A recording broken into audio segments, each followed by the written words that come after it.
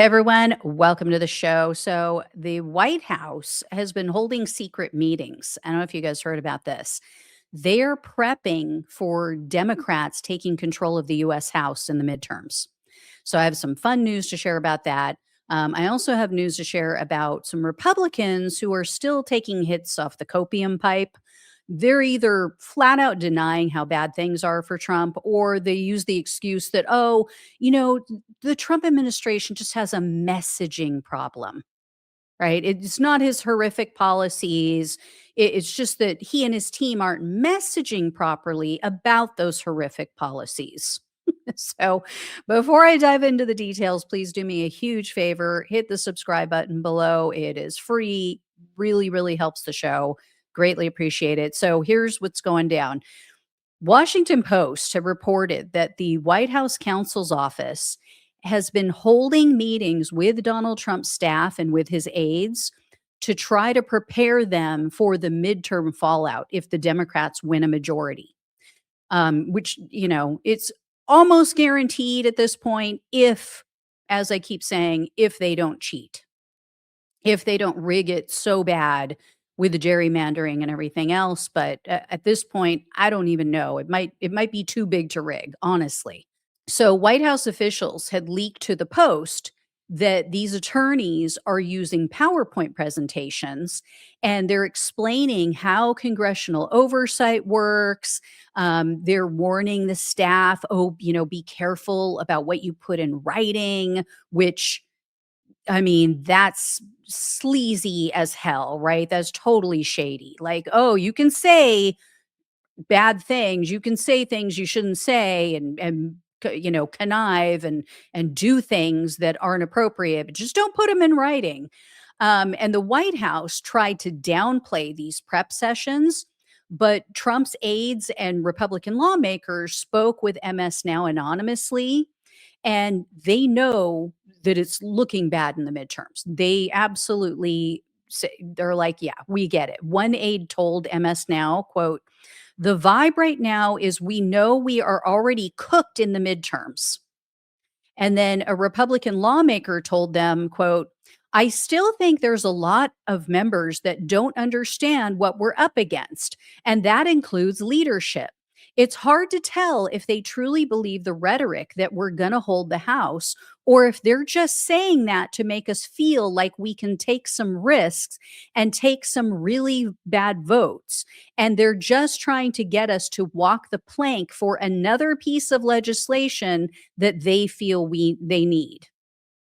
And then the New York Times also published an article about how Republicans are freaking out about the midterms. And they quoted a GOP strategist. His name is Mike Murphy.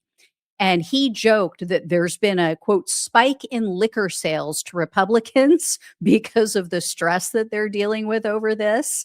So here's the article. In regard to Trump, Murphy said this: "I can't imagine a worse scenario than the one he is in right now. The Democrats, not because they've done anything, but because they're not Trump, have surged." And then Politico also spoke with some concerned Republicans. They spoke, uh, more glowingly of the Trump administration, though. They definitely are the copium huffers, um, at least some of them. And one of the main things that these delusional people have in common is that they're basically giving advice that, oh, the Trump regime should just keep blaming Democrats, and that, oh, if only Republicans could do a better job of messaging their achievements, all these achievements apparently that they had that we don't know about, oh, everything would just be fine if, again, the whole messaging thing, right? So there was one that was on MS Now a while back. I think this was a couple weeks ago. So take a look at, she said the same thing. Like, she gets it. She understands that there's a problem here, but they keep going back to this talking point. Takeaway from this worsening situation for the president? I'm unsurprised. It's exactly the direction that many of us have told him it would be in, which is really high numbers on disapproving on cost of living and inflation. Those are the places in which he was elected to do better. That's it. It's simple math. Simple. I think the administration misses the mark when they don't understand that the messaging can be done well in an all of the above fashion. So you think this is a messaging problem and not a policy? Oh, without a doubt, because what voters wanted was a solutions talk, right? There are things going on behind the scenes. I mean, inevitably, all these people weren't brought onto the administration to do nothing, right? But they have been muffled because the president is the speakerphone. He's the one who always controls the messaging. And I say to that, and I say this to anybody I've ever worked with, whether they're running for Congress or another office, I say, we need to do an all of the above approach. We can walk and chew gum at the same time. Tell me about the economy while telling me your plans for handling geopolitical tension. You can do that. But they continue to bifurcate it all. And we're seeing, again, the frustration exhibited in the numbers with largely independents. And they know they're worried. They know it's bad. I mean, she talks out of both sides of her mouth there, right? Oh, they were elected to do things. They were elected to get stuff done. Yeah, like lower prices. That was the main reason, was prices. That is what we heard across the board. That is what I heard in every focus group. Prices are too high, inflation, Biden's not doing anything about it. They're telling us, that, oh, everything's great. The stock market is great. I mean, they were doing the same thing that Donald Trump is doing right now. So she admits, oh, they were elected to do stuff. They're not doing it, lady. So what are you going to message on? What are you going to, oh, our messages, we're not doing anything and we don't care to. So they're making the same mistake that the Biden administration made, and Democratic operatives, right? I mean, this is not a messaging issue. This is a reality and economic issue. This is a hell of Donald Trump's own making, too. That's the difference. As I mentioned in another video, he's being blamed because people realize this was his decision. These were his choices. This was not like he, it was a global pandemic. Oh, it was, the things going on around the world. No, he chose this. So obviously, there's no way that they can spin this war, that they can spin his tariffs as something he inherited from Biden. And people know what they're feeling. They know prices have increased. They're going to the gas pump every week. They're paying more at the grocery store. Even when I think maybe Republicans get it, they say something asinine about messaging. For example, there was another article in Politico. They obtained a GOP memo that was created by a right-wing group. It's called Americans for Prosperity Action.